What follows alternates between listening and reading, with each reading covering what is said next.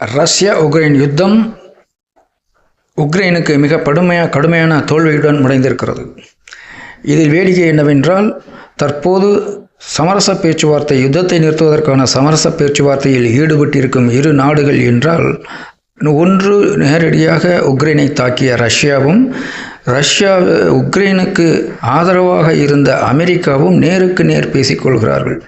இதில் தாக்கப்பட்ட நாடான உக்ரைன் இடம்பெறவே இல்லை, அதன் அதிகாரிகளும் கலந்து கொள்ளப்படவில்லை என்பதோடு, உக்ரைன் அதிபர் ஆகிய ஜெலன்ஸ்கி என்ற கோமாளி அமெரிக்க அதிபரையும் தற்போது எதிர்க்க துவங்கிவிட்டார். அதாவது, நிதானம் இழந்துவிட்டவன் எல்லோரையும் சமரசம் செய்ய வருபவர்கள் தனக்கு யார் உதவுவார்களோ அவர்களையெல்லாம் அழித்தொழிப்பது, அவர்களையெல்லாம் எதிர்ப்பது, வசைபாடுவது என்று தன் நிதானத்தை இழந்த காரணத்தால் செய்வான். அதனைத்தான் இப்போது இந்த ஜெலன்ஸ்கி அவர்கள் செய்கிறார்கள். இதுவரையில் அவருக்கு பின்னணியில் இருந்து ஆயுதங்களை அள்ளி கொடுத்து வந்தது அமெரிக்கா. பைடன் நிர்வாகத்தின் போது போரை வளர்த்தார்கள். ஆனால் தற்போது புதிதாக பதவிக்கு வந்திருக்கக்கூடிய அமெரிக்க அதிபர் ட்ரம்ப் அவர்கள் யுத்தத்தை முடித்து சமாதானத்தை கொண்டு வர வேண்டும் என்றும், அமெரிக்கா இனிமேல் எந்த யுத்தத்திற்கும் உதவிகள் செய்யாது என்றும், எங்கள் நாட்டின் மக்களின் செல்வ வலிமையை நாங்கள் வளர்க்க வேண்டும் என்பது மட்டும்தான் என் குறிக்கோள் என்றும் கூறிவிட்டார்.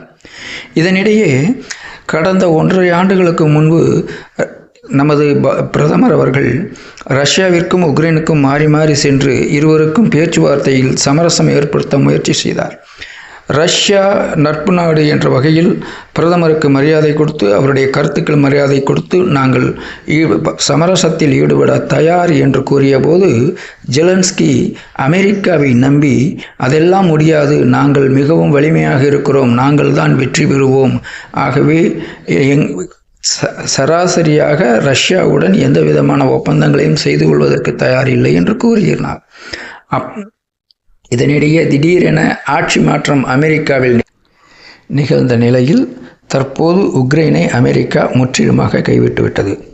அமெரிக்க அதிபராக புதியதாக பதவியேற்கும் ட்ரம்ப் அவர்கள், என்னுடைய நாடு, என்னுடைய மக்கள், நாங்கள் மீண்டும் சர்வதேச வல்லரசாக வர வேண்டும் என்ற ஒரே நோக்கத்தோடு பல்வேறு அதிரடி நடவடிக்கைகளில் ஈடுபட்டு பல அறிக்கைகளை தினம்தோறும் கொடுத்து வருகிறார்.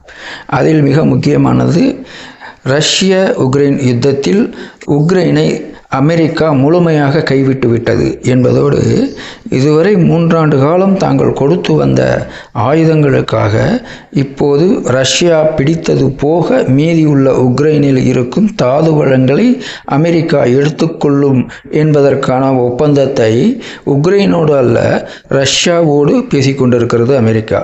அதாவது இங்கே உக்ரைன் அதிபர் கோமாளி ஆக்கப்பட்டு விட்டார், ஏமாளி ஆக்கப்பட்டு விட்டார், உக்ரைன் மக்கள் அடியோடு வஞ்சிக்கப்பட்டு விட்டார்கள் என்பதைத்தான் இங்கே நாம் கவனிக்க வேண்டும்.